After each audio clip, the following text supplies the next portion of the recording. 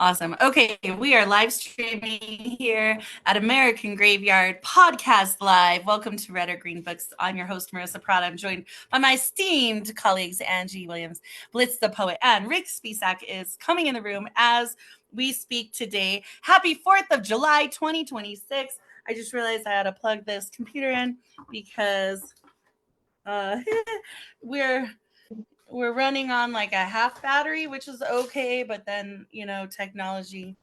I'm not going to let you have a chance at me today. All right, so let's go. Today is July 4th, 2026. Welcome, Rick. Glad you are here. My And pleasure, dear. My pleasure. today is the 250th anniversary of the United States of America. So before we get into the podcast today, I am going to read, of course, our mission statement and our disclaimer, do the intro stuff, and I'm going to open with the preamble to the Constitution because I think that's super important for us to know. Yes, sir. I, I have a very interesting story that I Yay. think raises an interesting issue. So whenever I've got a half an hour for you, okay? Okay. So I'll open this. I'll read the preamble, and you tell us your story, and we'll get going from there. But yes, I'm so excited that you're here, and I'm so excited you have a fun story. I love your stories; they're great. If anyone is not following Rick Spisak, you guys really need to. He does these amazing political cartoons that are just satirically awesome. I don't know how he does it, but his mind is always going, and it's just awesome. All right, here we go. American Graveyard Podcast Live is an international collection of artists who come together in a unified global call for an end to gun violence. Each month, we will cover a different topic centered around gun violence. The podcast is composed of facts, opinions, personal stories, local and global news and events, historical information, and other such matters. We will list where information was obtained and do our best to ensure that citations are from reputable and true sources. This is a free speech, not a hate speech zone. Our disclaimer today: this podcast will discuss topics that may be graphic in nature and are unacceptable for some audiences, especially children. The discussions may include firsthand accounts, videos, audios, photographs, articles centered around gun violence. The opinions and viewpoints expressed during the show are not necessarily the opinions and viewpoints of every host, guest host, special guest, red or green books, so the word is right. Viewer listener discretion is advised. All right, let's go. If you'd like to get your copy of American Graveyard, you can do so on our website, redorgreenbooks.com, red READ. Volume 2 is going to be coming out later this year. Very, very excited about that. Today's topic is America the Beautiful. Violence starts at the top. Last month, we talked Stand Your Above Ground, which is interesting because we're going to tap on today the story of the woman who shot the man in the parking lot because he would not leave her alone. And so this Stand Your Above Ground, it seems like whenever we do a topic, something else happens like that following month. And then oh, good. Rachel's coming in the room. And then next month, Saturday, August 1st, will be All Roads Lead to Rage. And so we'll be bringing that topic up of the woman who shot the man in the parking lot over the parking space dispute. So, anyways, it's fascinating to me because we talk about standing your ground and we talk about making sure that people have the right to do that. And this was in Florida. And so it would be interesting to follow the case over the next 30 days to be able to discuss that case in August. All right, some things we're going to be discussing today. Of course, I'm going to read the preamble to the Constitution so everyone knows. If you don't know, then you'll know. The biggest thing that is around the topic today is, I think, the FBI foils the plot to attack the White House during the UFC fight. It's very poetic, if you will, right? Violence at the White House and violence on top of the violence at the White House. So it'd be fascinating. I do want to do a quick remembrance for the Pulse nightclub. This is 10 years ago. This month, the Pulse nightclub shooting had happened. That was the biggest mass shooting at that time in U.S. history.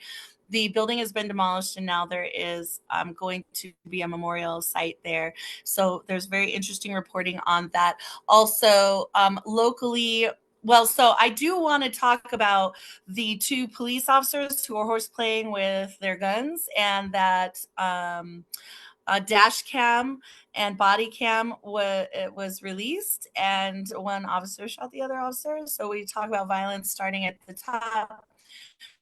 Certainly, we need to mandate that our police officers and first responders are safe if they're going to have weapons as well. We'll do a quick tap on the little boy who was shot by law enforcement at the Walmart when the mother and the friend were leaving. It is an absolute tragedy. And we're going to talk about some of the things locally that have been happening here in New Mexico, because there's been a great deal of gun violence, not just here in Albuquerque, but also in New Mexico over the last 30 days. And I do want to tap on that. All right. So the preamble, the brief 52-word statement to the Constitution. All right. And of course, this is coming from Google. We, the people of the United States, in order to form a more perfect union, establish justice, ensure domestic tranquility, provide for the common defense, promote the general welfare, and secure the blessings of liberty to ourselves and our posterity, do ordain and establish this Constitution for the United States of America. What's interesting I like about this is that the Google breaks down the core goals. So to form a more perfect union means to create a better, more unified system than the one that existed under the Articles of Confederation. To establish justice means to create a system of laws that applies equally to all and resolves disputes fairly. Ensure domestic tranquility means to maintain peace and order within the country. Provide for the common defense means to protect the nation and its citizens from outside threats.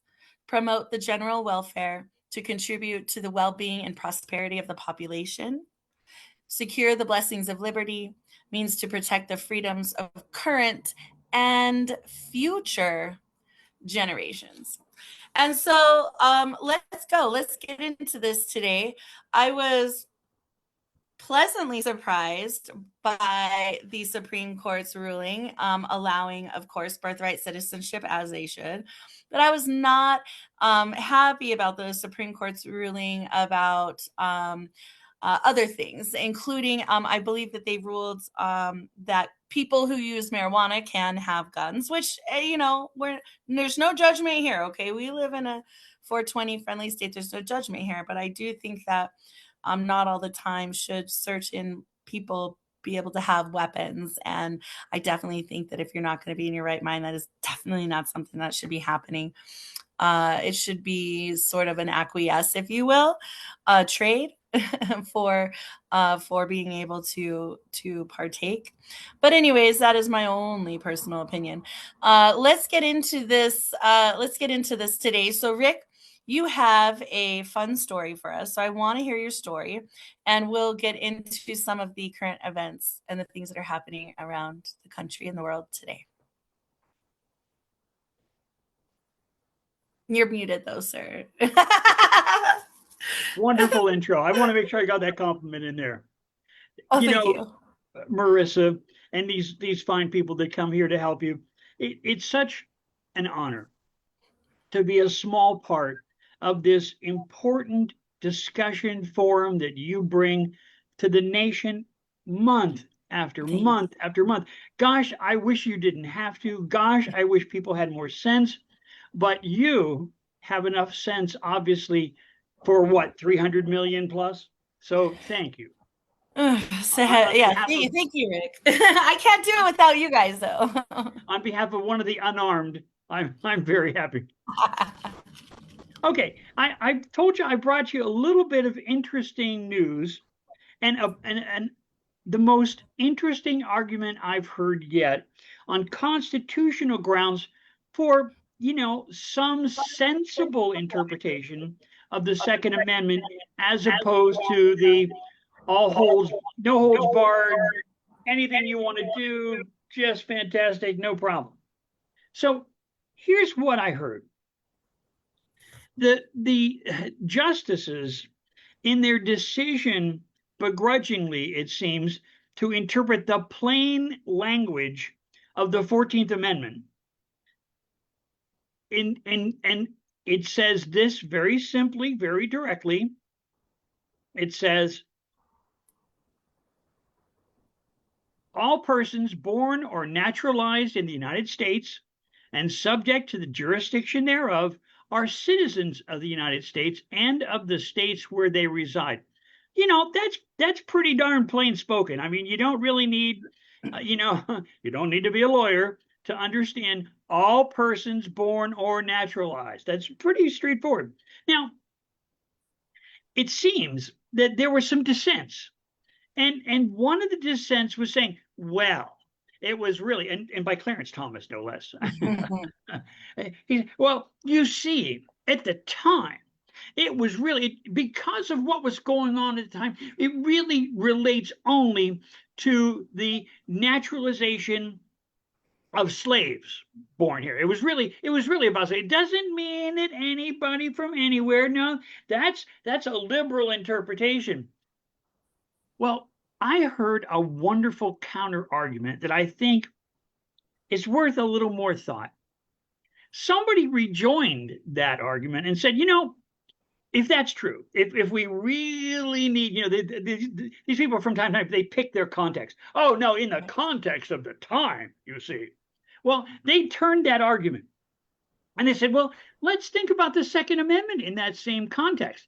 At the time when the Second Amendment was passed, a well armed militia meant muskets. Okay. There was a 5-minute load procedure for a single shot. Oh, yeah.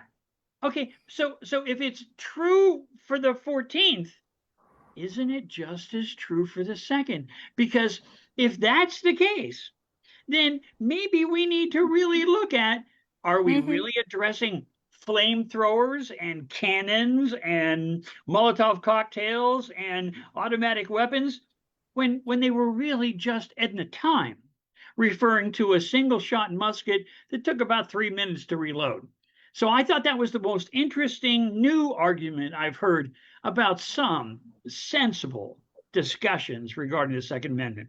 So I just wanted to kind of leave that on the table to see if anybody else had the same reaction I did. It's a very interesting concept for sure.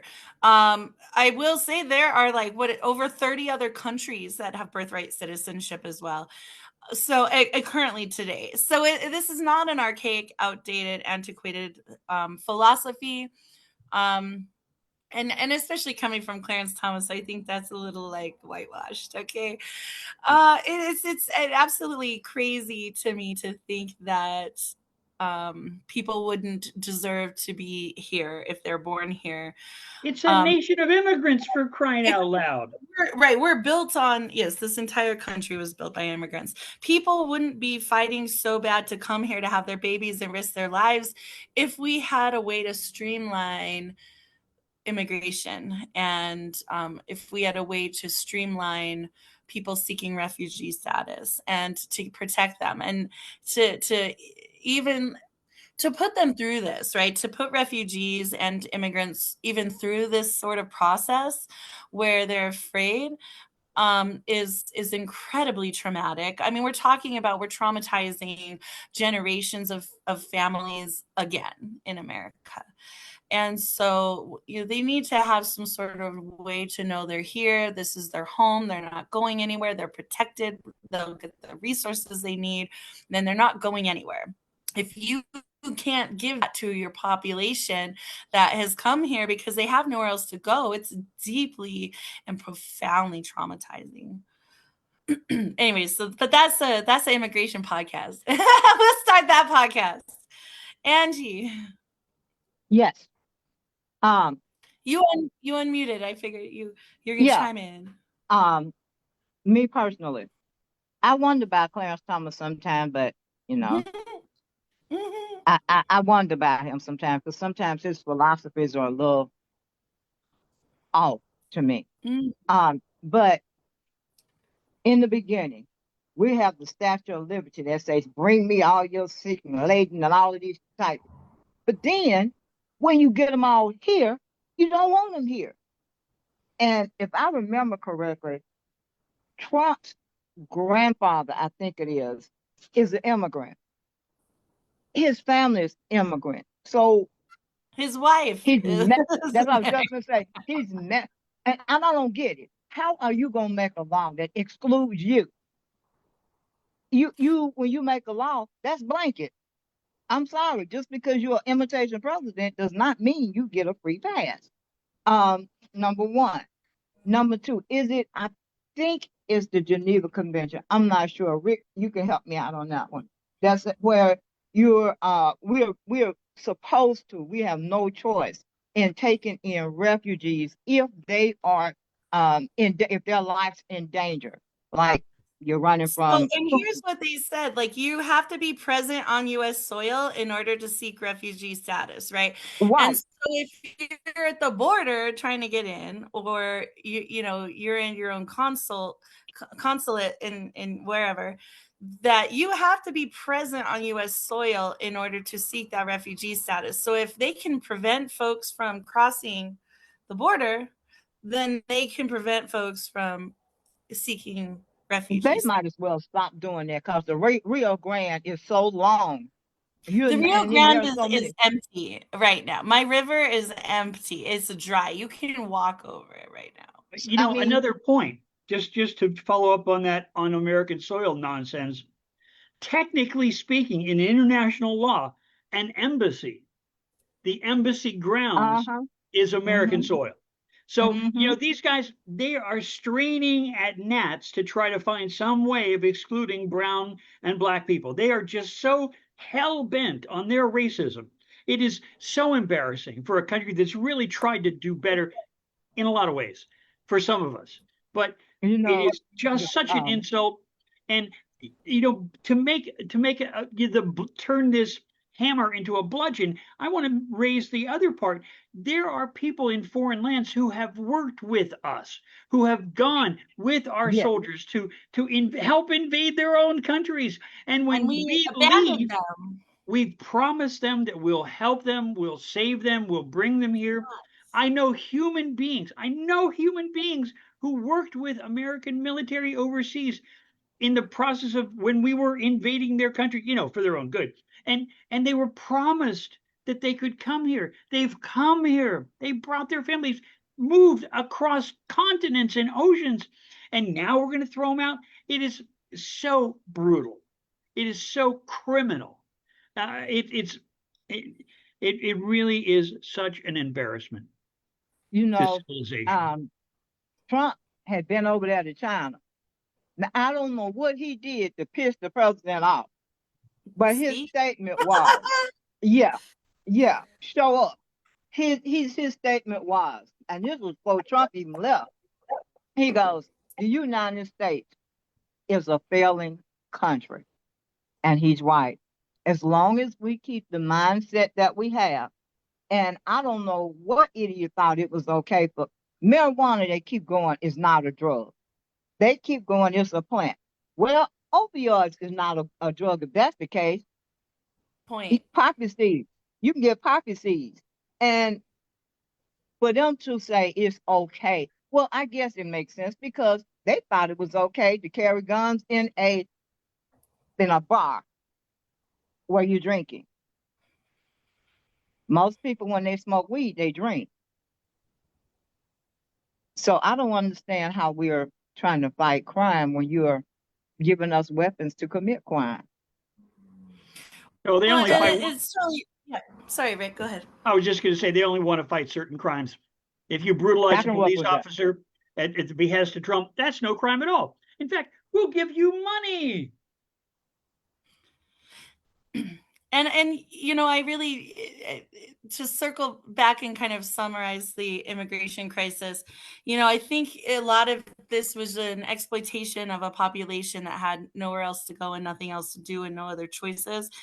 And the country is built, the infrastructure is done, and now there's no use for people who won't do the things that other privileged Americans will do.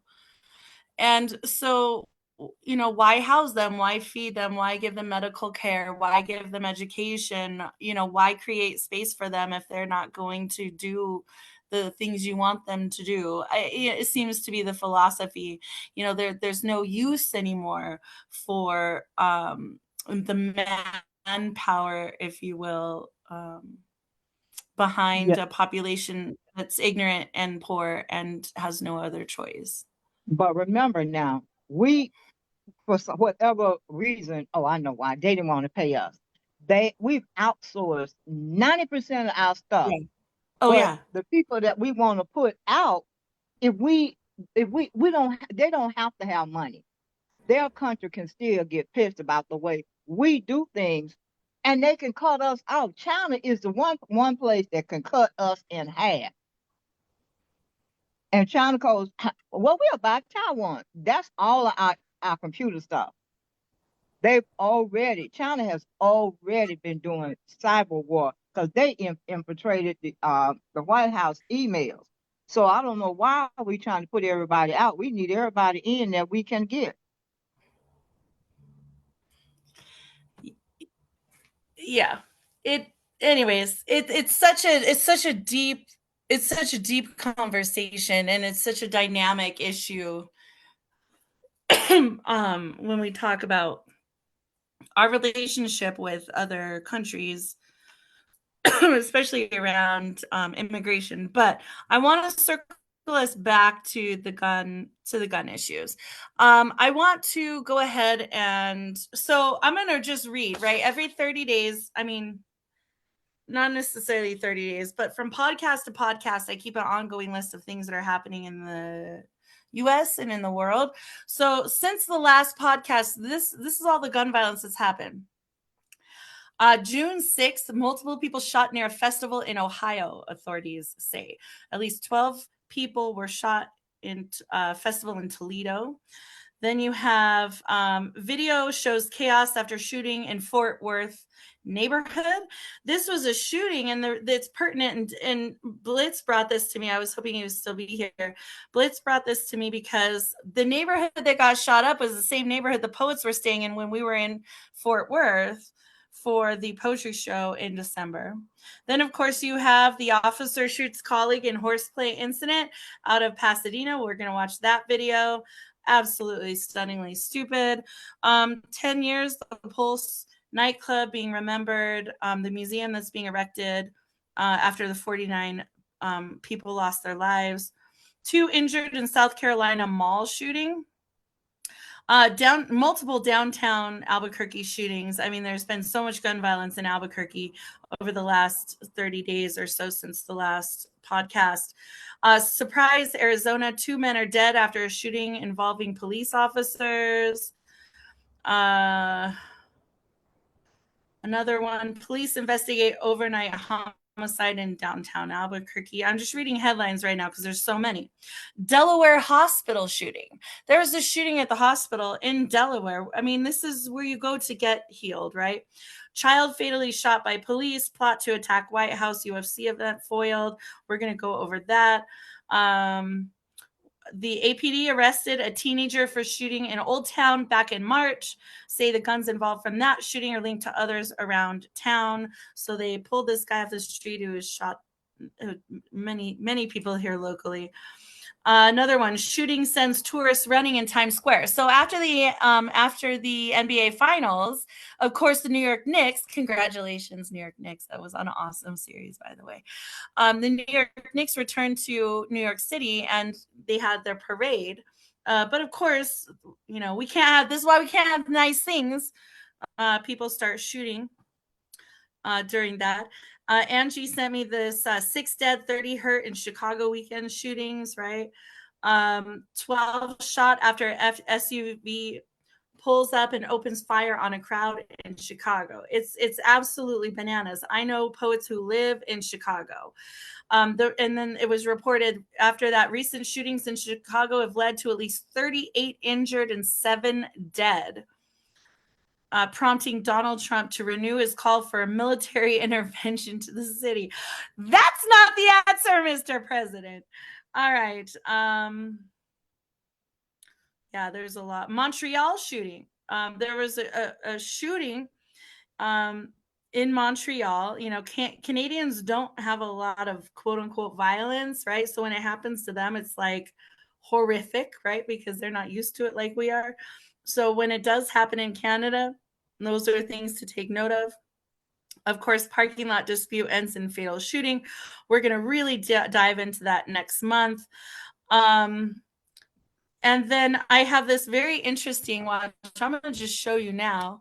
I have this very interesting photograph that I came across on Facebook.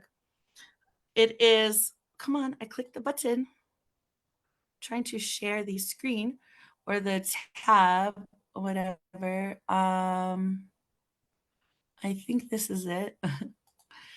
Yeah, okay. So this is a screenshot I took of the of of a an advertisement for gun training classes, right? So what struck me, and this is totally the wrong message, America, is the biggest words on this advertisement are have fun. You know, here's this white woman, she's not even holding the gun correctly. And she is nice. Look at this big man, he knows what he's doing, like he's gonna protect you. Real pistol skills. No, I don't know if this is like anyone else has an is, but They I really think they missed their target. I think they should have said aim for fun. I mean, like, it's just learn smart and train safe, in my opinion, should be the biggest that is on here. I don't think have fun is the message we should be sending to people, especially, you know, white, privileged, suburban America. That's my personal opinion, because I swear to God, if that woman would have pulled out any heavy piece in that Walmart parking lot over that parking space, she would have gone down. So definitely, I don't think, you know, the takeaway there is it's not fun. It's not supposed to be fun. It's supposed to be something that you learn about with respect in all seriousness. Okay, so that is that. I'm gonna go ahead and so Rick, I know that you're on a tight schedule. Do you have anything that you would like me to play first that you want to comment on? There's the plot on the UFC attack. The little boy who was shot by police outside the Walmart with the diapers. There's the Pulse nightclub, and then of course the officers shooting themselves. Wait, you're muted, sir. Why don't you do the officers shooting themselves? The other topics are so horrendous. All right, I just have a feeling he's gonna make he's gonna make a cartoon about this. You don't even have to make a cartoon about this because it's so stupid, right? It's so stupid. It's its own cartoon. But here's the start to finish on this. So we say, you know, violence are at the top. We're looking at the way the White House is perpetrating violence in different countries around the world, but we also have to consider the ramifications of law enforcement and people who are in positions of power, okay? Because when you're in a position, not just to be safe with the public, but to be safe with each other.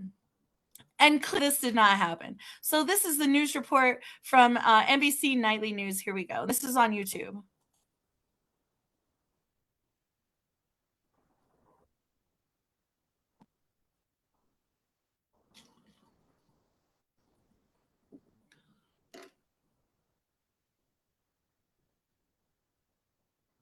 Here, let me do this. I'm going to take it off of the big.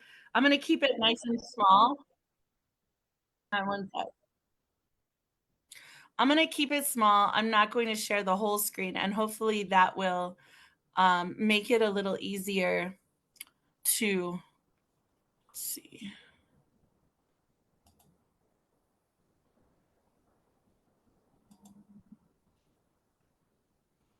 Okay.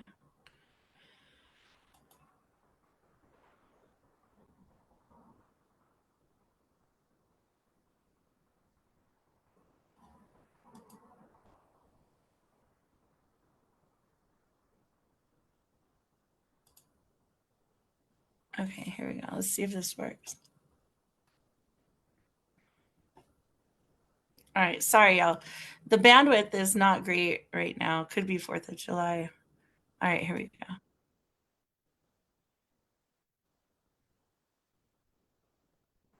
Oh my God, come on.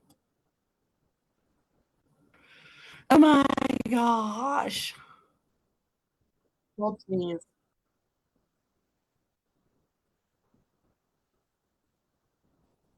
Oh my gosh. Come on, bandwidth. You can do it.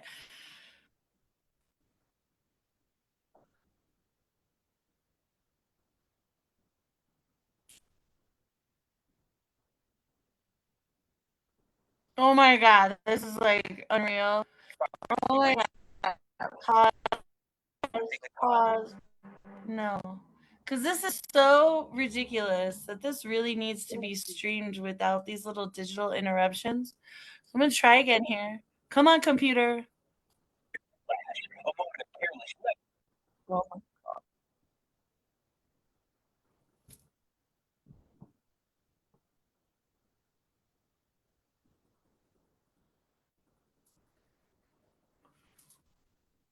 Wow.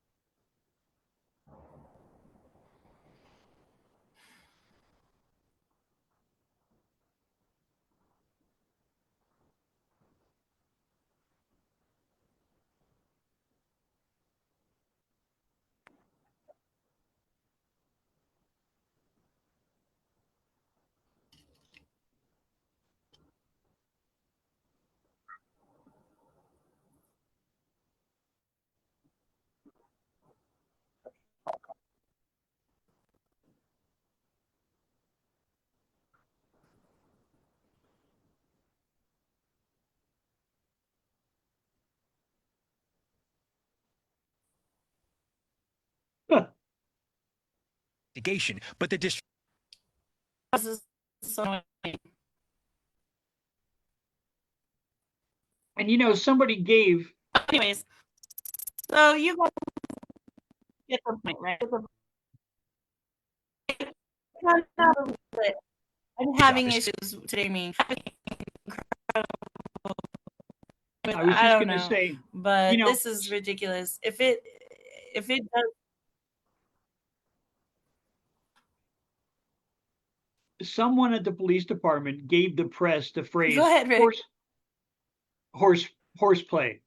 Now, guns and horseplay should not be linked, much less from a police officer who is, let's pretend, trained to behave appropriately with firearms. And to say, and this, like I said, this was the phrase that was given to the press. Oh, it was just horseplay, to dismiss it. And it's just such a shame. Right. I mean, this is the boys will be boys, right? Right. The boys will be boys is so not cool. But this is the constant, continual part that we battle. And as a woman in America, this is what we battle. But now we're talking about dealing with people who they're law enforcement officers is their thing. This is what they do. And their job is to serve and protect. And that's not being very protective in Now, if you my turn that around and it was two teenage boys playing with daddy's guns, would they be calling it horseplay or would they be calling it something else? I think we know the answer to that. My friends, thank you all so much. Marissa, I salute you. I've got a dash. We have an Antifa meeting coming up. All right, Rick, thank you so much for coming through, and we'll see you next time, okay? Okay, All bye-bye. right, bye-bye. All right. And Angie, do you have any thoughts on the horseplay incident before we move on to other things?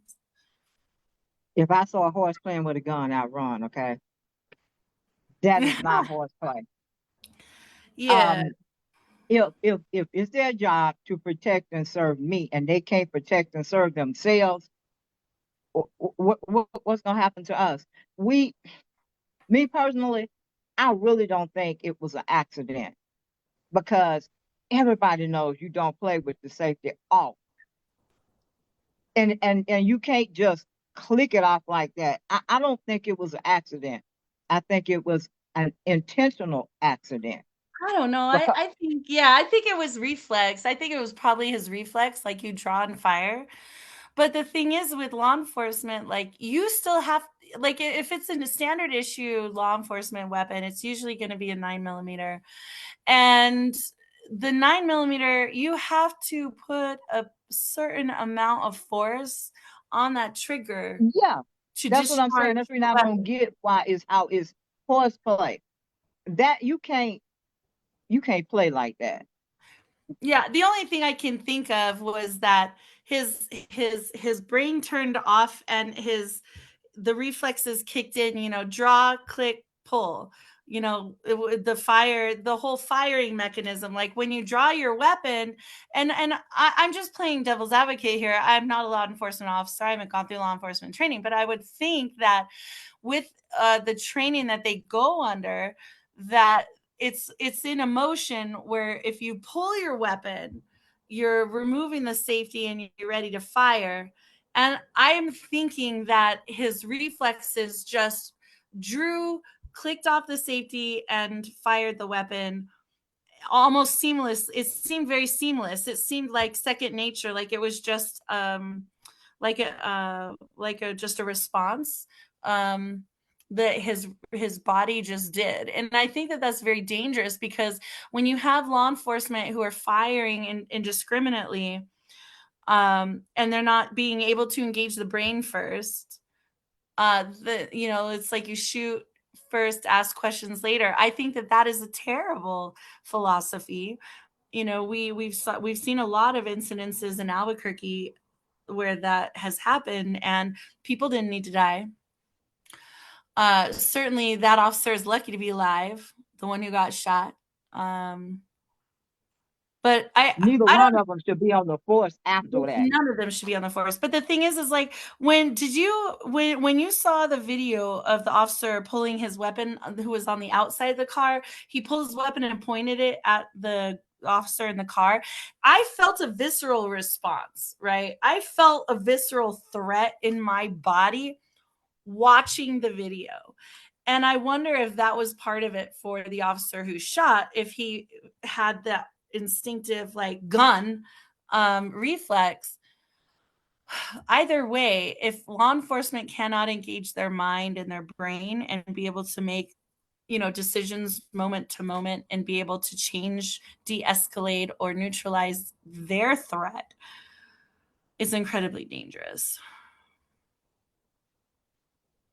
So I want to know how if they're gonna press charges, or how this is going to work.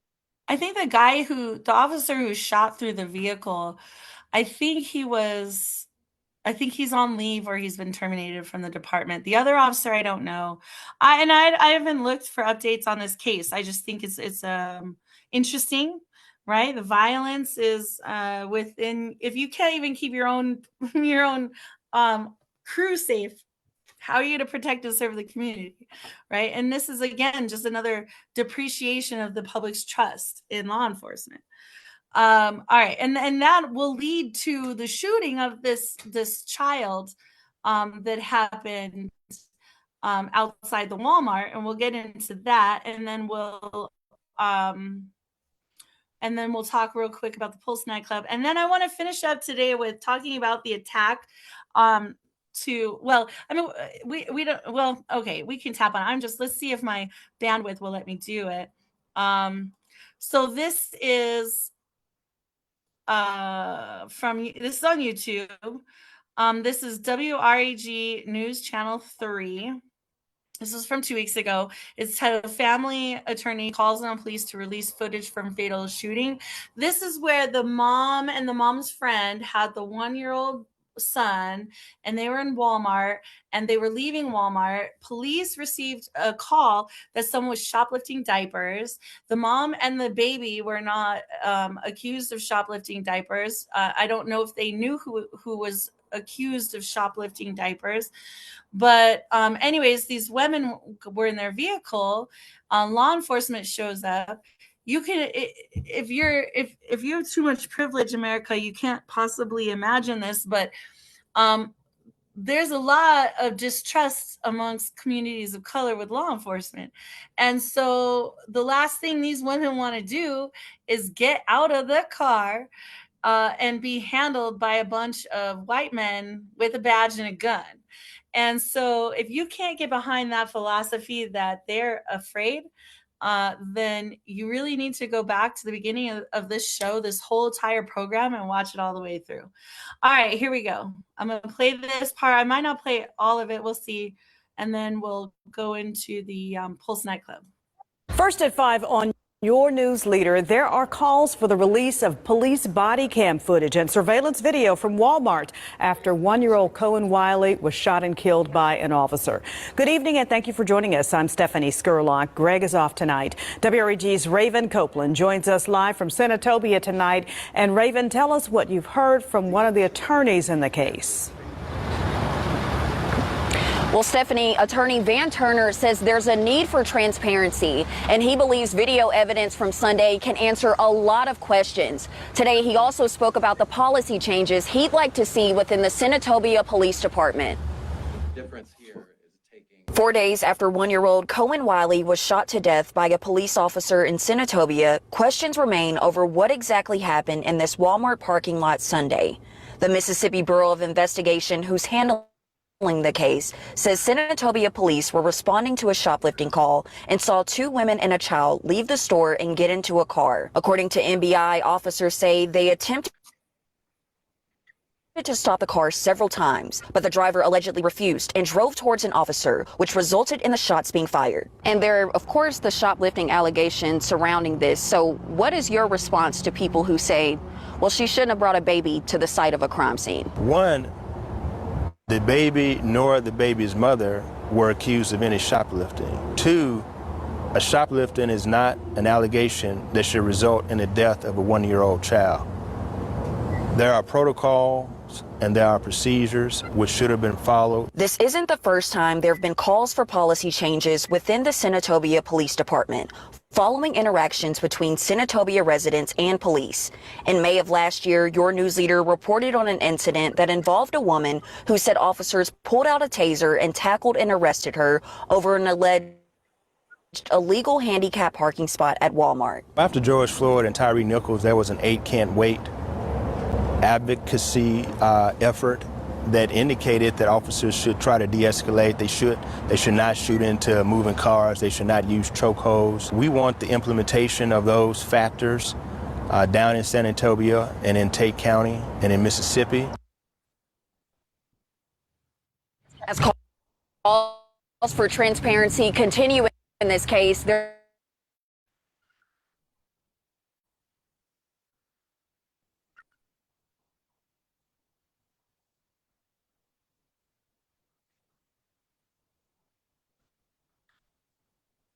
Okay, so that is very interesting. And it is a great reminder to all of the things that we've been talking about on this show over the last 3 years. Yeah, I wrote a poem for Tyree Nichols' mom, of course, during the George Floyd time. It's absolutely outrageous to me that babies are still dying from police being overly trigger happy. And in fact, to find this story, I had taken a photograph of it on the TV when it had happened, so I could go back to it and pull the footage up. When I went to YouTube, I searched child shot by police officer, and there, if you just search that, like, it is crazy how many stories there are and how many years and years and decades that goes back to. So this is not anything new. It's definitely not anything new for communities of color. It is something that I am hoping news reporters are going to be tired about reporting on.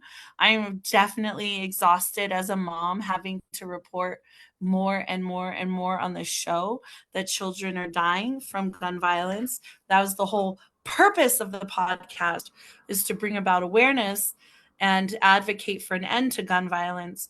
Because when babies die over diapers that should have been paid for, there's a deep disparity in this country.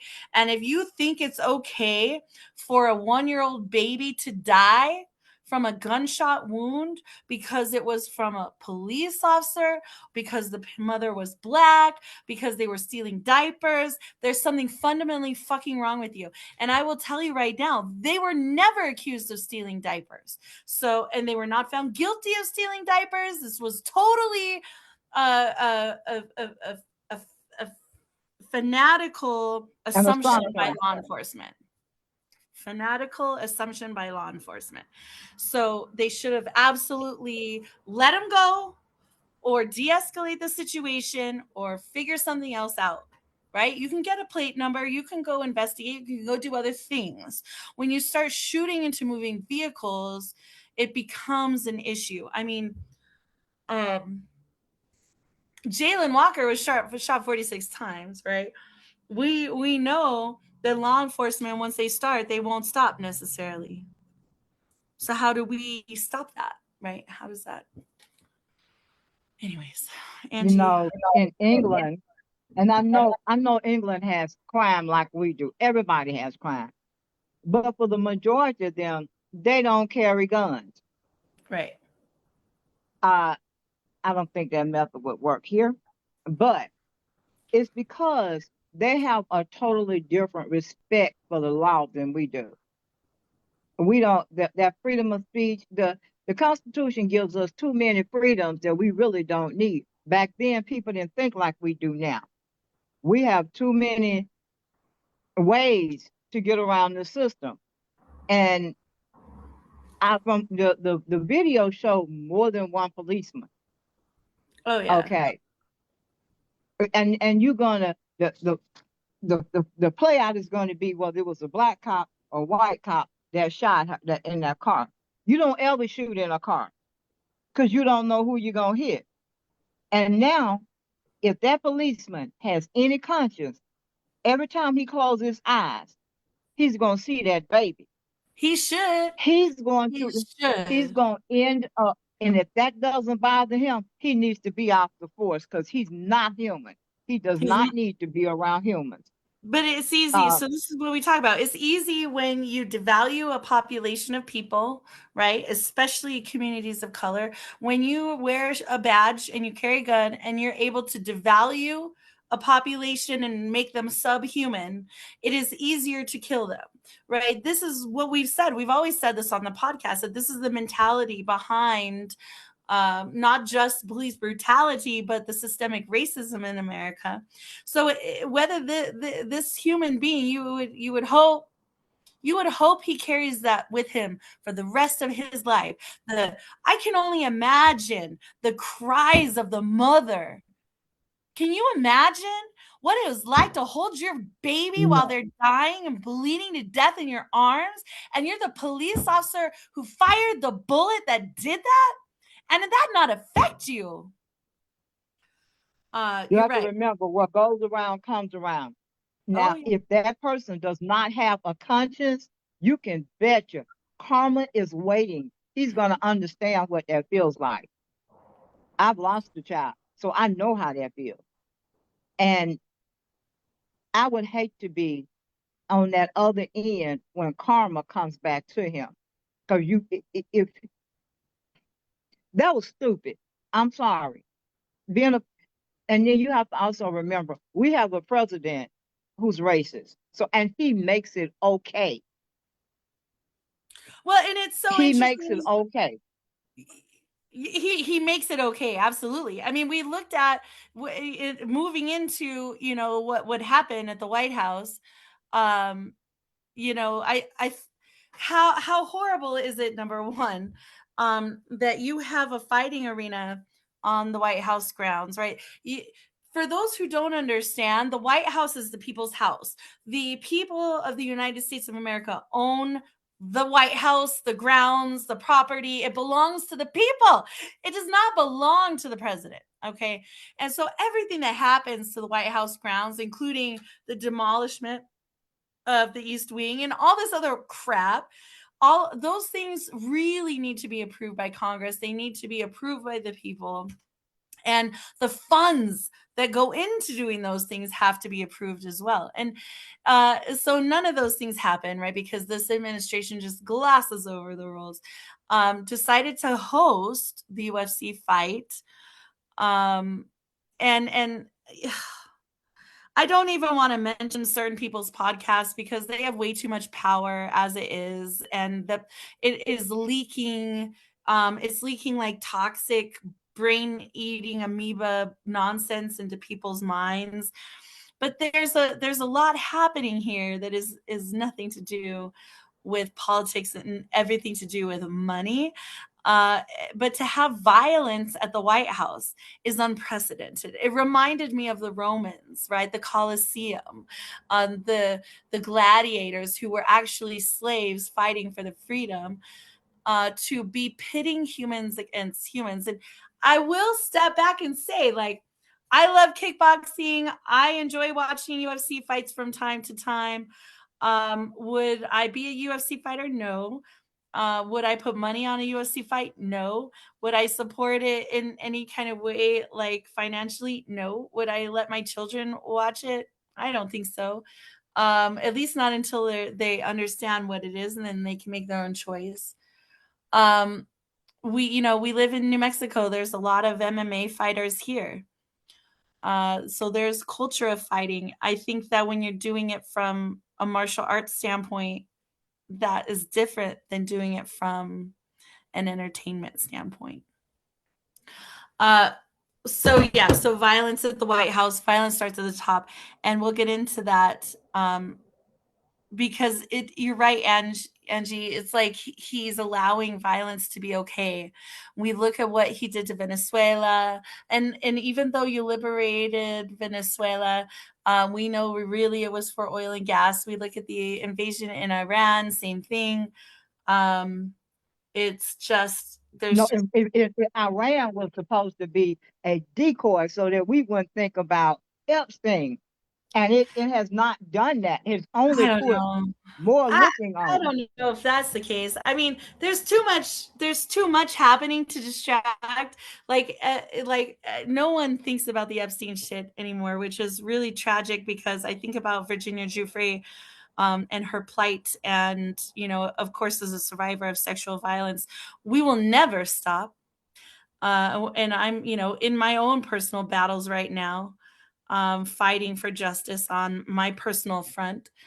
But I don't know if it's necessarily that there's a great conspiracy. I think he's wanting to leave his mark on his term and his time here, and he's wanting to create enough bullshit so that the next administration has a bunch of things to clean Cannot up, fix it. and they can't, right, They and will then not clean this one up. they can blame the Democrats because of all the crap. But these are things that he set in motion for sure. All right, so let's do this. I want to touch on this little story because this just happened like yesterday. It's deeply sad. Ugh, it's so personal. It happened in El Paso, Las Cruces area, which is at the south part of New Mexico, where New Mexico and Texas meet. There's this story I want to share with you. I in the picture too. Watch. Let me see. Oh, okay. Let me see. Wait, hang on, Ange, because I do have something. I do have something positive. The positive takeaways for today. And I'm just gonna pull those up so that. Okay. Because I do want to talk about those today. So we do have something positive today. Real quick. I'm not gonna share screen because I don't know, my screen share has been like a little broken. So I will go ahead and read you this report. So this was posted, updated July 3rd. So this was just yesterday at 10 p.m., 10:30 p.m. So this is like the newest of the new stuff. This is a article by Las Cruces News, and it's by James Valencia and Jocelyn Flores. And the title is Mother Fatally Shot While Stopping Son's Suicide Attempt in Las Cruces. So they say in El Paso, Texas, KTSM, a 32-year-old man has been charged with involuntary manslaughter after he allegedly attempted to take his life with a gun, but his mother intervened, according to the Las Cruces Police Department. Lawrence Lopez is facing an involuntary manslaughter charge of fourth-degree felony. Around 9:30 p.m. on Wednesday, July 1st, Las Cruces police and fire crews were dispatched to a residence along Los Ranchitos Road to a report of a gunshot victim. When first responders arrived, they found 58-year-old Tina Lucero with a single gunshot wound. Life-saving measures were attempted, but Lucero died to her injuries, according to LCPD. Their investigation revealed that Lopez threatened to commit suicide and pull out a handgun in front of his mother. Lucero physically tried to intervene and stop her son. Police believe that during the struggle for the gun, Lopez pulled the trigger and fired one round that struck his hand and fatally injured his mother. Lopez was taken into custody at the scene. He suffered a self-inflicted gunshot wound to his hand. It was taken to a hospital. Once he's discharged, he'll be booked. Of course, we do want to remind people that if you are having thoughts of suicide, you can call the National Suicide Prevention Hotline at 988. In the borderland, and of course in New Mexico, the National Mental Health Resources, National Domestic Violence Hotline, 1-800-799-7233. You can text Love Is to 22522. All right.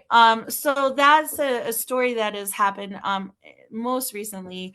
And it really struck home for me because in college I had a boyfriend who I was cohabitating with after a breakup, who something similar happened. And I just can't imagine as a mom not wanting to trade your life for your child's. And so the courage and the fear she must have felt is just absolutely, I mean, she gave her life for her son. And I hope he's able to get the help that he needs so that he can maintain that legacy. Ange, any comments on that before I go to the Pulse nightclub? He will never be the same, ever.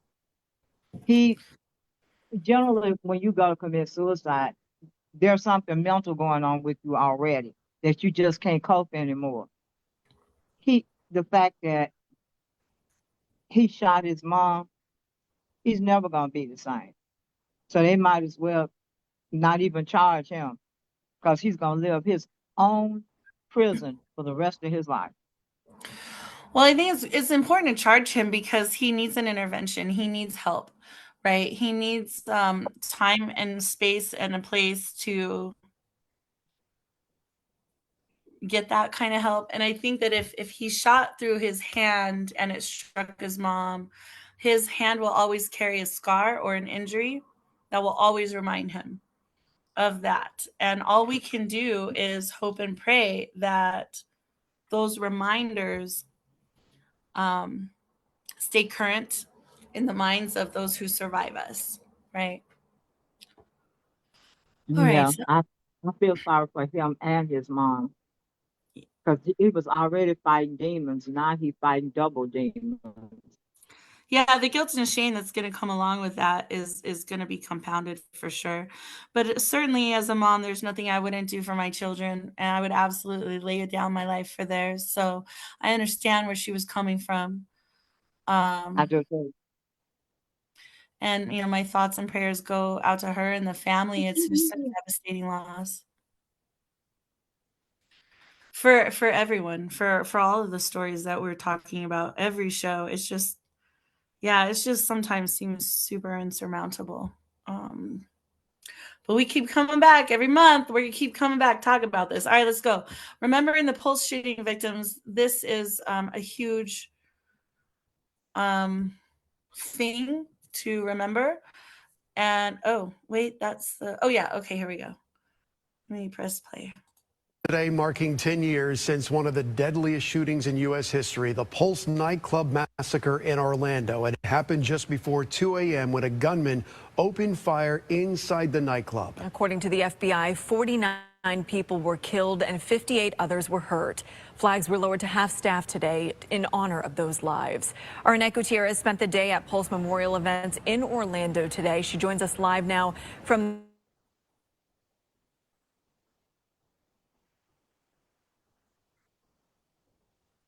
to begin there at 5:30. And that obviously a very hard day across the city. Paul, that's right. It really has been a somber day here in Orlando.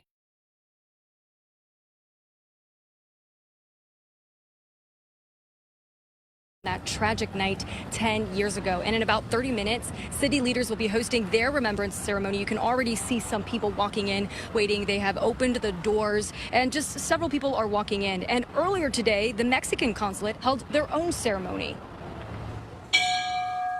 On Friday, this bell rang 49 times at the Mexican consulate in Orlando, once for each of the 49 people killed in the Pulse shooting 10 years ago. 4 Mexicans were killed in this tragedy, and it was an attack that touched not only the LGBTQ plus community, but also the Latin community. It was Latin night at Pulse nightclub, a place many considered a safe space for the LGBTQ plus community.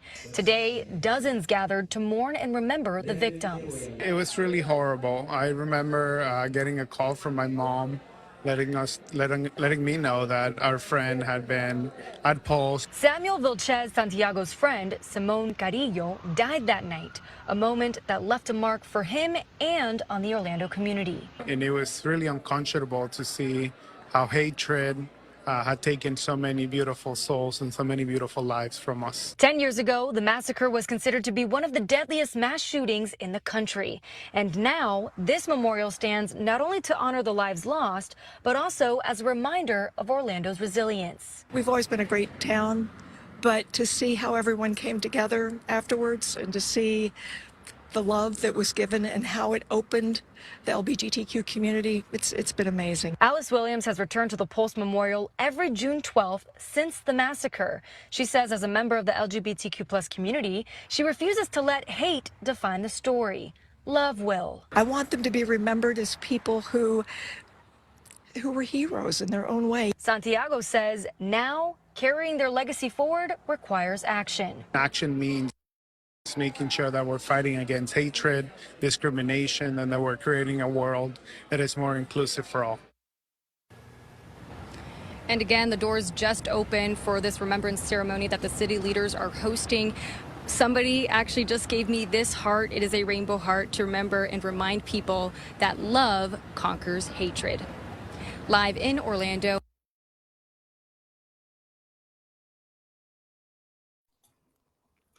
And I actually happen to have that heart from Pridezilla. All you need is love. It's a wonderful symbol. And I think that if we only used that symbol more, we would have we would have a much greater time in this country. All right, and then circling back as we wrap up today. Well, Angie, do you have anything about the Pulse nightclub that you want to add?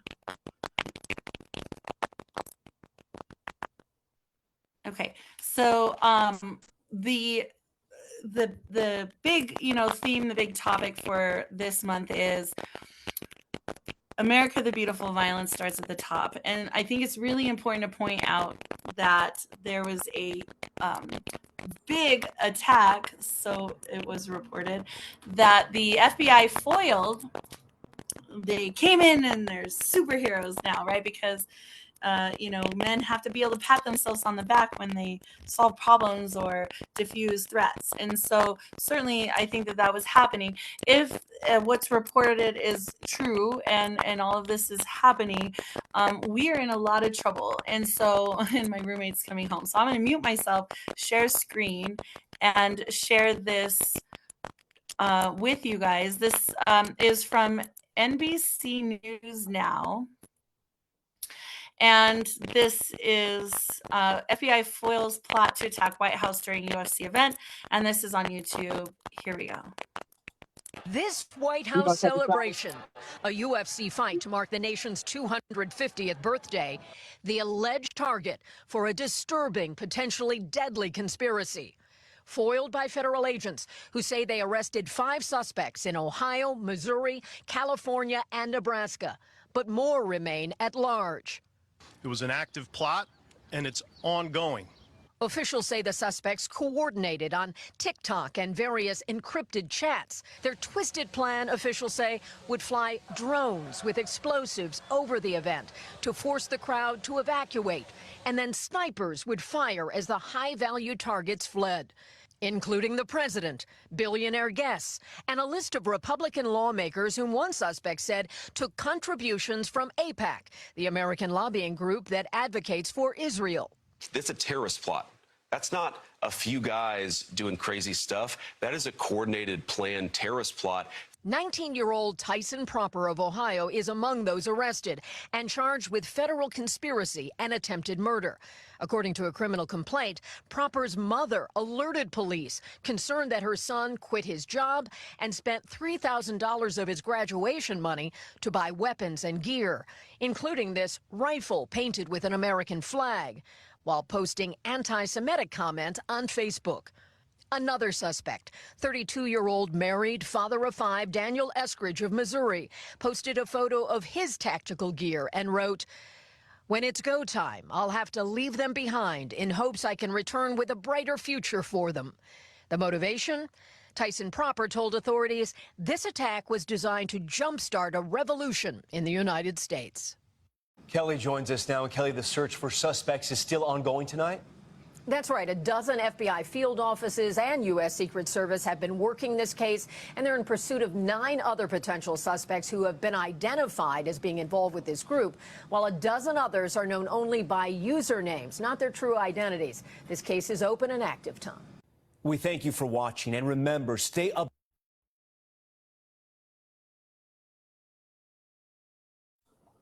Okay, so I can't help but giggle because, like, it's to me the revolution will not be televised, right? To me, like, jumpstart a revolution in the United States, bro.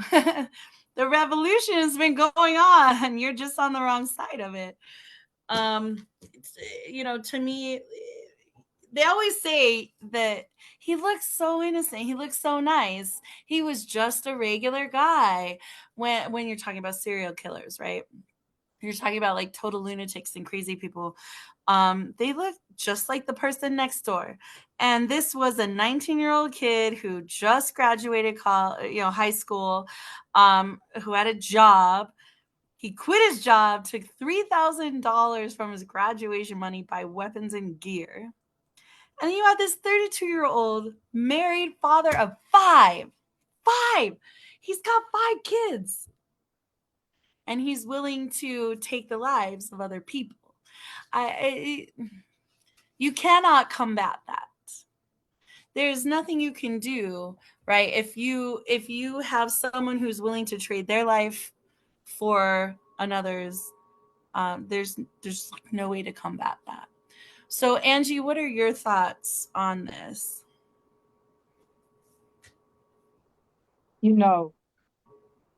Common sense should tell you we're at war. And we're not the favorite. Our leader is definitely not the favorite. Having a mass event with mass leaders is dumb because that's where they're going to try to catch you. That is where, because they can make one drop and get out everybody that they want. So I don't understand. It's like nobody tells the emperor he has on no clothes. They just let Trump do whatever he wants. It's like, okay, you can do it, but I don't know how to clean up your mess. They don't tell him no.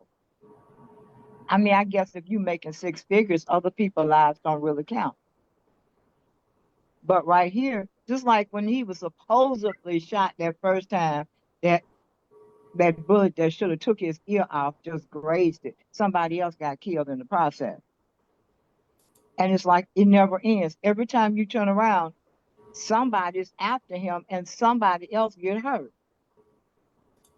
I mean, I don't get it. Doing that at the White House, it was just dumb. I mean, I can't help but find the correlation between this and ICE. You know, going back to the immigration thing that we were talking about at the beginning of the show, you know, people are always concerned ICE is going to show up and like shoot them, kill them, deport them, take them, you know, prisoner. Um, and it just seems like the White House and a lot of suburban white America has no idea that there are dangers out there. But you look at the White House Correspondents' Dinner, we talked about this last month, right? When the shooter breached the security and went in and fired shots into the White House Correspondents' Dinner. And you had the president, the vice president, you got everybody there. And that, you know, so they're all considered survivors of gun violence at this point. The president sure as shit is because he's had And he multiple really thinks it's funny. That's the sad part. Oh, his well, remark was, I think I must be doing something right. They're trying to kill me. I'm like, what? Who says something that's stupid? I think it's like and I've said it on other shows. It's the opportunity to pat each other on the back and tell you how wonderful and great and heroic you are.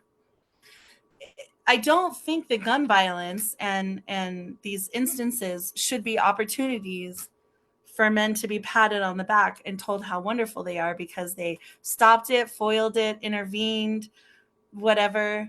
Um, A hero doesn't allow it to there's nothing happen. Had heroic he about stopped, it. no, nothing because they didn't do anything. They fixed it after the fact. Had they stopped him before he got in, yes, that was heroic. They didn't do anything special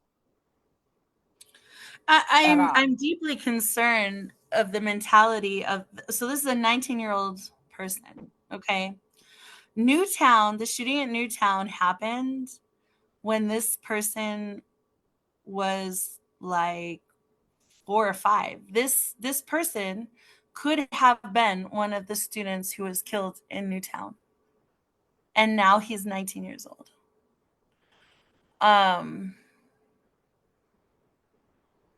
So you have to wonder where's the disconnect? Where's the disconnect between empathy and reality? What is happening in these lives and around these people's environment? I mean, this married father of 5, if you're a father, if you've watched and held 5 human beings come out of a woman's body and held them as your own and nurtured them and fostered them and loved them and watched them grow up and you want the best for them, how in the world can you want to jumpstart a revolution in the United States? Like how if I have to leave them, like why is sacrificing your life for this more important than their life with you? I think it's incredibly narcissistic. I think it's incredibly ignorant. It's incredibly privileged. Um and it's very dangerous because these are just 2 people. You know, but this is spread over multiple states. They say there's multiple people through multiple states all over the Midwest. um this has to, you know, it's an incredibly dangerous thing. So what are we missing? What do we not know? Anyways, Ange, do you have any other thoughts on this? Violence starts at the top before I give you the good thing today. Well, you have to remember, um, Trump started at the top because he didn't win the 2016 election. So it is right in line with what he would do, having a fight at the White House because he already started it. So until this election is over or he croak over before it's over, we're doomed. Period. I hope We're we're not. doomed. I hope we're not. I hope this is like a cohesion moment for us. I hope this is a way that we can come together as communities. The uprising is it's been a battle for a long, long time. And white America, if you're just now tuning in to what the hell is happening in America, welcome to the table. You can be part of the solution. Don't be part of the problem. We're going to talk about you next month. But be part of the freaking solution if you want a future for your family, for yourself, for your uh, for the next generation. If you're wanting to live like the preamble, um, Think about with it. liberty and justice for This all. Think about it. This whole little war thing has made all the other countries come together. They figured out ways to get gas to each other, oil to each other. Iran have a secret pipeline. So nothing, I mean, they fight all the time. So they're always prepared. Other countries, they learn how to go, instead of going through the strait, they went all around the Cape of Good Hope, around the edge of Africa to get what they need. Everybody, they're banding together so that their tourism will keep, they can afford to get. The only somebody that's divided is us, because everybody is going around us. They're not helping us. They're not helping us because of one person. So I we're think losing. That's the reason we're definitely losing international support for sure. we've lost it, not losing. It's done. Even Putin, he was talking about conquering, getting Cuba. He told him, "Don't touch him. See, it won't be a good outcome. Don't touch him." I'm like, "Ooh." Yeah, And then it's Putin like is helping getting Iran the too. ruler out. They're measuring their body parts, right? That's what that's. Hmm. And then Putin just sold 60 of their top military planes to Iran. And the caption was, "Should we be afraid?" Well, Yeah. but see, Iran gives the president the new Air Force too. It's a shiny new plane. No, you tell me that was Qua. I thought they did that. Qua, yeah, Qua gave him that plane, that $4 million plane that he can't fly in. Oh yeah. They told No, that that they He flew in it. he wasn't supposed to, because they told him it would take millions of dollars to even retrofit it so that he could, because he was the president. The way it is, the way it came, he's a target. I mean, how you don't even know what they put in that plane Oh yeah, no, to Qatar. I didn't mean Iran. I meant Qatar. Yeah, oh, that's how you pronounce it. I Qatar, called it Qua. Qatar gave, yeah, Qatar gave Trump Air Force Two, and he Well, I'm says glad he's you keeping it pronounced that. after the presidency, which is With, now that hilarious. now to my understanding, that's what he was supposed to do. But I thought, if you receive a gift while you're in a public office, that includes college presidents on down, you cannot keep that. That belongs Right. to whatever judicial University or entity you are under. So right. now that's why I No, don't see how, they well, have to leave because they everything. They have to leave all their notes. Like the presidents are not supposed to technically right, take anything with them when they right. leave office. And I think it's hilarious that, Trump got all mad because Biden had stuff, and then Biden got all mad because Trump had stuff. Like, I guarantee you, all presidents probably take stuff, but you're not And supposed to take anything with you. they got mad at Nancy Reagan. They raked her over the coals because she took all the clothes that was bought with government money. I'm like, she'll wear a size 1. Who else gonna be able to wear the clothes? No Come one. on now. You couldn't even get in the Salvation Army. Hey, well, maybe Melania could do. Anyways, No. okay, watch. Let me do this. I'm going to share with you. So this is a very fascinating story. If you're talking about really wanting to be moved by something a little bit magical, okay. So I'm going to read you this story, okay, because I want to show you the photograph. All right. We talk about children being shot by bullets. We talk about the gun violence and how it affects children. Okay. This is a local story. Zach Rael, I believe he's with NBC Channel 4 News, which is KOB TV. Zach Rael posted on Facebook this very interesting story. And I'll go ahead and read the story real quick and then I'll show you the picture. A stray bullet fired into the air on the 4th of July nearly killed Alyssa Bolden when she was 11 months old. 21 years later, her family is still urging people not to celebrate with gunfire as she begins a nursing career. Bolden was struck in the head by a falling bullet in Albuquerque just weeks before her first birthday. The bullet exited through her neck and lodged in her shoulders. Doctors gave her a 10% chance of survival. The shooting changed how her family celebrated the holiday, with years spent indoors to avoid the risk of stray bullets. Now, 21, Bolden has graduated from the University of New Mexico, passed her nursing exam, and is set to begin working in a neonatal intensive care unit.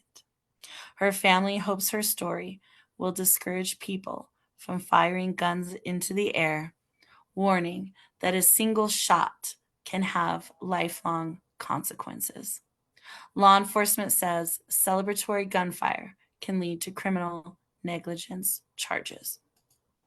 So I'm going to show you the picture of this woman, and I'm so moved, and I'm so excited that she is starting her nursing career, and she's going to do neonatal intensive care work. And so this was what was posted, KOB TV on Channel 4 here in Albuquerque, and that is her when she was the baby, and that is her now as a nurse. And it almost is like brings tears to my eyes to think about how close she came to death, but and how many babies are not going to have the opportunity to survive that. No, I'm sure she doesn't remember it. I'm sure she carries the scars from it.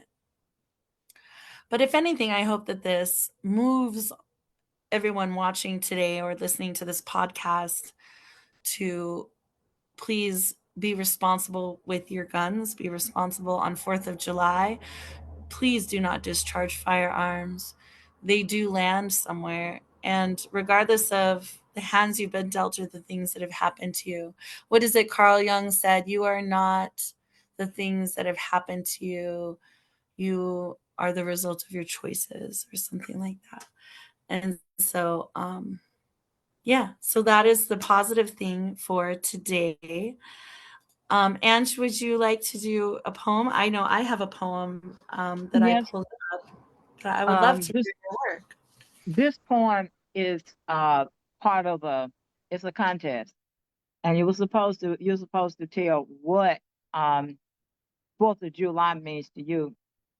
And I couldn't write about barbecue and potato salad and all of that, seeing how I'm a vegetarian. So I I You guys came up still with grill and barbecue vegetables. That's okay. I do a yeah, smoked right. cashmere cauliflower, which is amazing.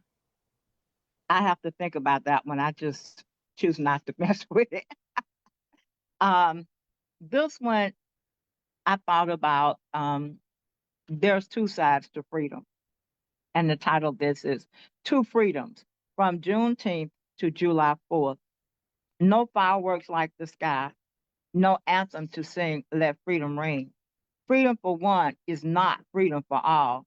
The fourth, a freedom it celebrates where everyone is born free and liberty stops at slavery. Though the flag waves high in the sky, freedom is not for thee. After a long wait, along came that day. Juneteenth brought freedom to our state. Freedom finally crossed the color line. Freedom finally did ring. Fourth, freedom for all did bring. The flag waves with freedom call. The fourth proclaims that freedom should be what freedom should be. Juneteenth proclaims freedom's costly thief. Together they tell America's story. A written declaration, a declaration delayed. A people with resilience and faith, a debt of courage forever embraced. So let the fireworks light the heavens as we remember what made freedom ring. Remembering that freedom begins in our heart and healing is where the journey starts. May every generation cherish both the dream declared and the freedom won. In peace. Let's go. Yes, Angie. Yes. Because basically the 4th of July really it freed us from England. And even though the slaves helped fight that war, we still didn't get to brag about being free. So I don't know. That's kind of what I thought about. Well, and I don't think, and if I'm misspeaking or speaking out of place, I apologize. But I also don't believe that there has been freedom. I Apologize for what? for What do you speaking apologize? for speaking on the lack of freedom for people of color in America today and being very white Well, you and spoke the privileged. truth. The truth. I mean, the I truth just is the truth. recognizing my privilege in this moment, and it's the optics of this is one thing, but my mother and my grandmother are members of the Cherokee Nation, and so we do have for me personally in my family a great deal of struggle that has come We're that both, has come so that before means me. we're both related then because we have I think it's Creek and it's something well, I can't remember We what were the other in the one is, but South originally. Our tribe was in the South originally, and we were listen. moved to Yeah, Oklahoma. we are most of my ancestors um are either full blooded or half Native American. So Yeah, my yeah, my grandmother's Cherokee. It is so it is the whole thing, right? I understand and recognize the optics of my privilege, but also people make a great deal of assumptions about me, and that's okay. They can do their thing. Um, but you know it what? is I thought there's that no you had Hispanic because the way you pronounced my name. The first time you pronounced my name, I thought it Anheta. was really cute. Yeah, I thought it was really cute. And so, but Well, then it dawned on me later, you live in a region where there's multiple Hispanics. yeah. Whereas in Birmingham, my daughter and my granddaughter and I ran to the store. So we saw a Hispanic. She said, man, I didn't know there were Mexicans down here. I said, they're few and far in between. I said, but this is one place ISIS will not look for them. They will not. Yeah, Anheta. I love it. And it's because of where I live. I mean, I learned Spanish. It was not a first language. I learned it. I went to school for it. And of course, I learned it just speaking it. And then I married a Spanish man. But yeah, but they don't speak like the right Spanish. I'm doing good to make it through English. That's it. That's the whole point. Let's just get through the English part. But okay, so I wrote this poem. I wrote it last year for 4th of July. I remember thinking like I don't have a 4th of July poem. I didn't have like a way of expressing my dissent on what was happening in America last year.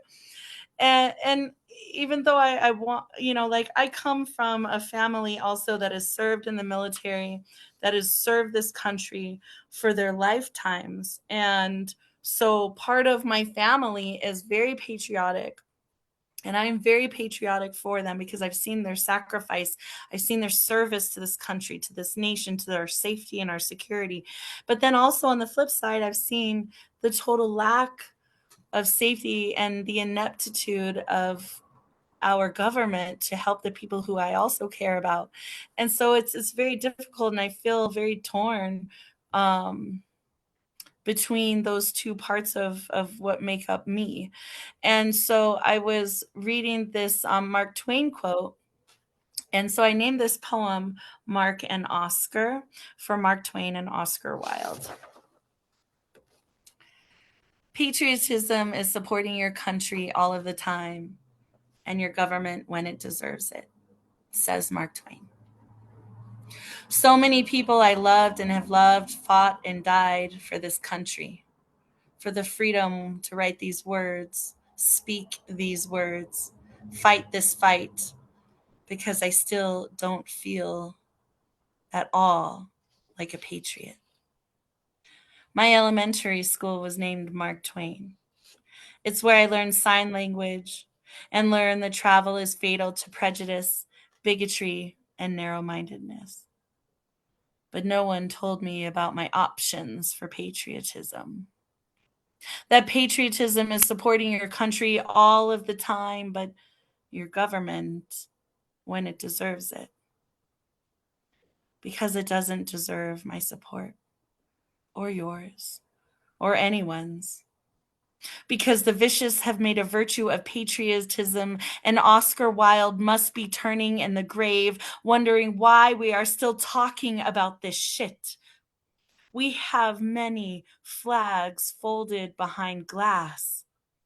The sacrifice, the empty experiences that will never be known, are saluted for glory and freedom, but none of us are free. We have never been free. Please stop waving your damn flag unless you're willing to vote back the rights of women to decide what happens to our bodies. Unless you're willing to vote out slavery on ballots in the South. Unless you're willing to walk across the aisle to support those in need with money, healthcare, immigration, medicine, education, daycare expenses, lunch programs for kids, where parents don't send their kid to school without needing a reunification card after the next mass shooting, worry about being deported at their church, even though they were born here. Go to a concert without worrying about being shot, where a woman's skirt can be as short as she wants because rape is rape and no means no. Because right now, a lunatic is making the decisions and we need to speak up. No justice, no peace. Because the folded flag that watches from behind the glass above his bookshelf really wants it all to be for something. For all of us who want to create a country indivisible, where there is liberty and justice for all, and the place where your dreams can come true in a safe homeland we can all be proud of. Happy Independence Day, America. That was awesome. We actually almost thought alike that freedom doesn't mean freedom for everyone. That was awesome. And Have you recited that anywhere? I don't think so. My dad died last July, and his flag is sitting folded on the mantle in my mom's house. My dad died in 2004, and he was in the Air Force. He was a sergeant in the Air Force. And if my mom got a flag, did you get a flag when Dad died? Where is? Oh, that's why I never saw it. That day is a blur to me. Um, I don't normally take drugs, but I didn't think I could face that day. So the doctor gave me Xanax. Dumb me took 3. Okay. The first one didn't work. Then the second one didn't work. Then the third one. And they all hit at one time. So yeah, that day was a little bit of a blur. I didn't intend for that to happen, but she said he got a flag. Yeah. She said she got a flag. It's in her cedar chest. And when you were talking about the flag being displayed, I never asked my mama, did she get one, or if she did, where did she put it and why she didn't display it? Because I didn't even hear her. I've never heard her say anything about the flag. I do know my daddy said he didn't see war. He was stationed in the Philippines the whole time. I think my daddy had too much fun during the war because he was in the Philippines. But that was a really, really good poem. You need to make sure you read that somewhere because it's very heartfelt. Maybe I'll Question. clip it. Maybe I'll clip it from this podcast and post it. Because your emotions really brings it out, and that's what'll make everybody think is your emotions. Unlike me, who has no emotions. You do. This podcast is brought to you by Xanax. Just kidding. But we would not be opposed to a sponsorship deal. Remember, I told you I was mentally unstable. The reason I could not play with guns. No, but after that day, I didn't take any more Xanax because I had no clue I was going to be that clueless. But I think what we're doing is a good thing, even if nobody is on the show but you and I. At least when it's posted, somebody will see it. Yeah. I think so. I mean, if you go to the Facebook page or the website, I put enough topics to last through into 2027. There's no shortage of topics and things to talk about. So, there's a lot. I mean, gun violence is not supposed to be funny, but I'm sorry. That cop horseplaying is funny. I'm sorry. It's I like mean, I hate the cop got shot. I mean, Yeah. I hope the cop got shot. I hate the cop got shot. That's not what's funny. The thought that you got two people who's supposed to be watching everybody else and making sure they're playing. You know what? I want to interview their wives and their mothers. That's who I want to interview. I want to know how many times they slapped them for doing it. No, like a lot. They would have came out better if they had played with tasers. That wouldn't have hurt so bad if they had played with tasers, but to play with I a mean, real why gun, even do that? Why can't you just use your finger? Like the finger can't, well, that's not true like because everybody else. fingers are very powerful too, but Now they played with guns, and I cannot remember. I think it was one of the White House cabinets. I think he wrote, if I remember correctly, it was Deep 646. I think that's what. In other words, it was a code for kill the president, but he didn't mean it like that. He was just pissed. And unless you watch a lot of TV or you've been in the the James military, Comey thing. Yeah, is it Deep 646? I think that's what it was. 86. Yeah, 86. Yeah, I knew it was. I couldn't remember the number. I knew what it meant when I saw it. So now they want to bring him up on charges, but You know what? Like you're persecuting your political rivals. Everything is so anti-American in this administration. It's not even funny. I mean, I'm But saying they want to prosecute him, but they just look at these two cops that were shooting at each other, playing cowboys and Indian as, okay, that's what gets me. yeah. I mean, but this is the whole point of the podcast today, right? Or this month is violence starts at the top. So whatever that top is, if you're the president of the United States, if you are a police officer, if you're a parent, right? If you're a coach, violence starts at the top, right? If you're the leader of a concealed class, what the hell ever, you're the leader of a company, of an organization, like the violence starts at the top. It's a trickle down effect. And we see this with sexism, with ageism, with harassment, with discrimination. We see it with everything. It starts at the top.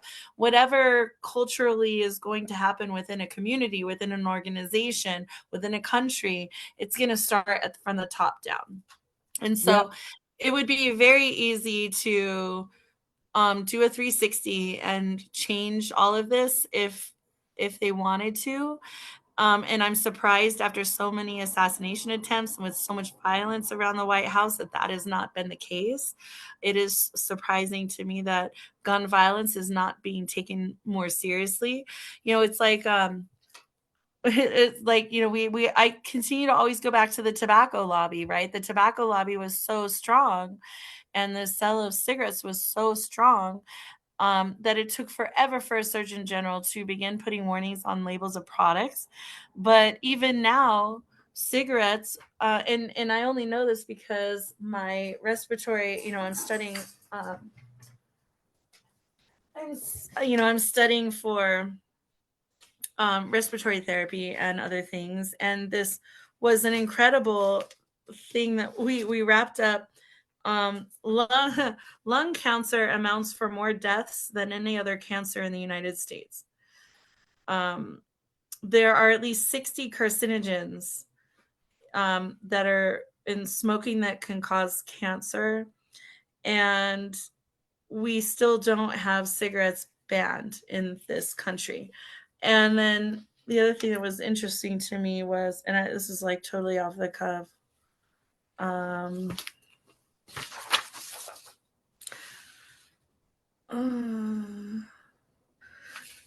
only 9%, there's only a 9% survival rate for metastatic lung cancer. And yet people are still so willing to smoke and vape, and not just smoke cigarettes, smoking any kind of smoke that goes into your lungs. And not only that, those that don't smoke and they around people that do smoke, they suffer as well.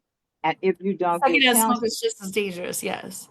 COPD kills you just like cancer does. Absolutely. And it's irreversible damage to your lung tissue that you can never get back. So, the thing is like, if we know all of these things, but cigarettes are still legal, like guns, I don't have the statistics, this would be an interesting thing for next time, to see what are the statistics between the deaths from gun violence and death from lung cancer. I Because bet you they're the same. I bet it's more.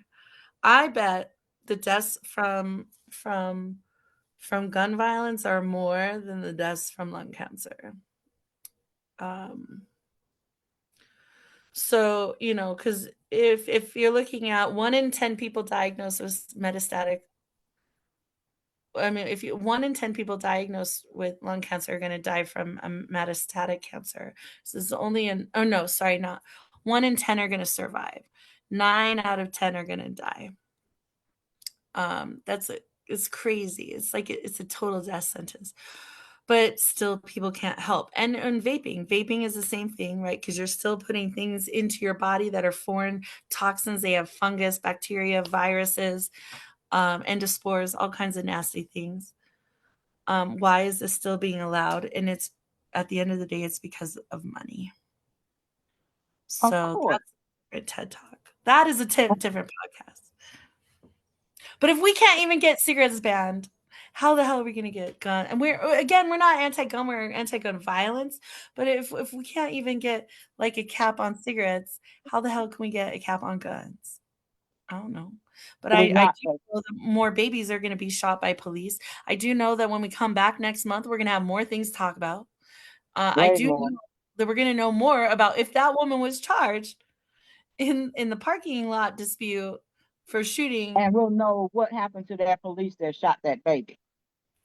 And I want to know what happens to the police that shot that baby. Absolutely right. Because they shouldn't be firing into a moving vehicle. It's not like they couldn't have got the plate number and gone and intervened with them later. Right. And all over diapers. Diapers, by the way, should be free. Like diapers and formula. But you know what? They never even established these were the people. They just coincidentally had diapers. It's so expensive to buy fucking diapers. Like, why are diapers not free? They literally said they were never charged for stealing.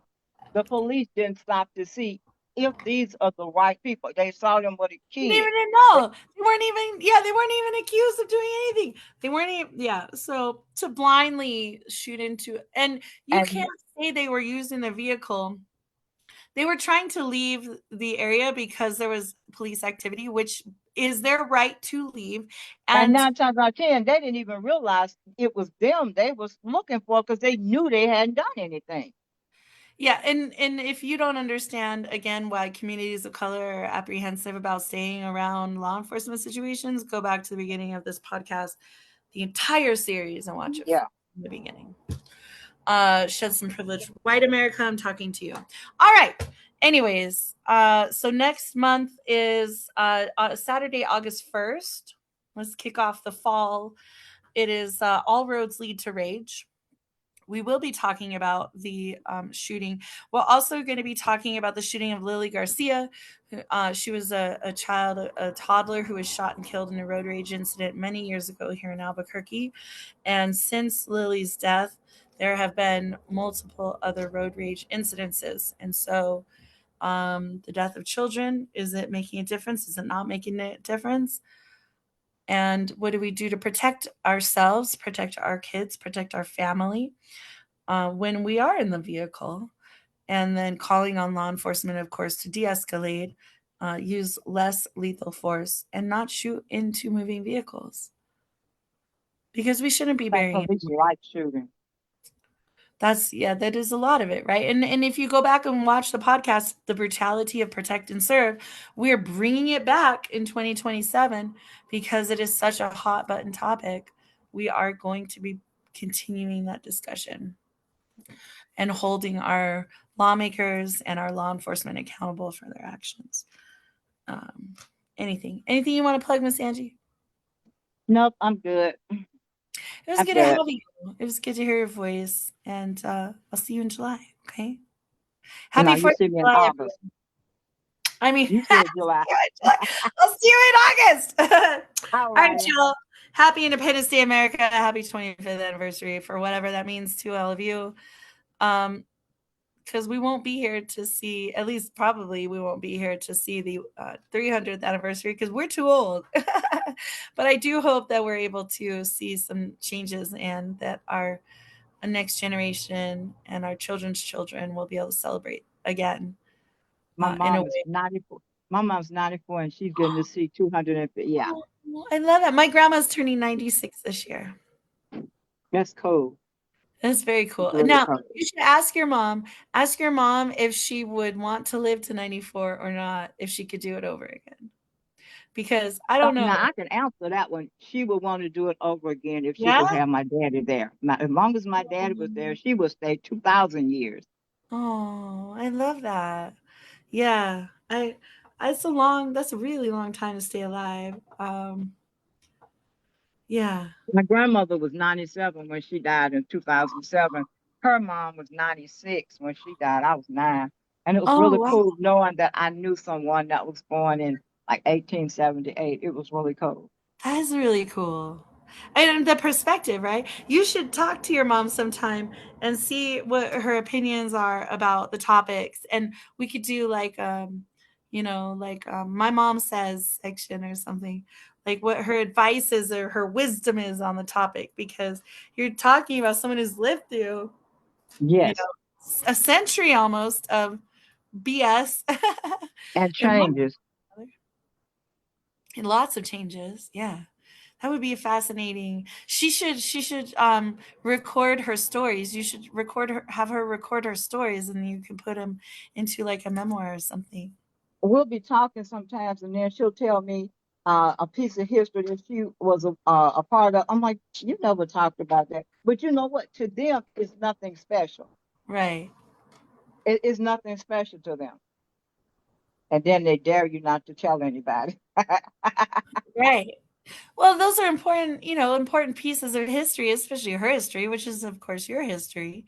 And yeah, they I should did be get her to preserved. do my family tree for me, so I Yes. could go back and research and find my cousin and dad and my dad are brothers. We're trying to find the history on that side of the family. So we're having fun. That's awesome. I love that. It's hard to know where you're going if you don't know where you come from. I've said this a lot for a lot of people, figure out where you come from. And if you have no way to know where you come from, then you know where you're starting. So wherever you're going, that's Right. where you're coming from, right? So um, you can find peace in that. But all right, my friend. Well, then I will see you next month. I will see you in August for All Roads Lead to Rage, and we will Okay. pick it up then. I thank everyone who is joining us. Blitz DePoe was here, Rick Spisak, and Rachel Johnson. Thank you guys so much for being here. Appreciate everyone, and we'll see y'all in August. Okay. Bye-bye. All right. Bye.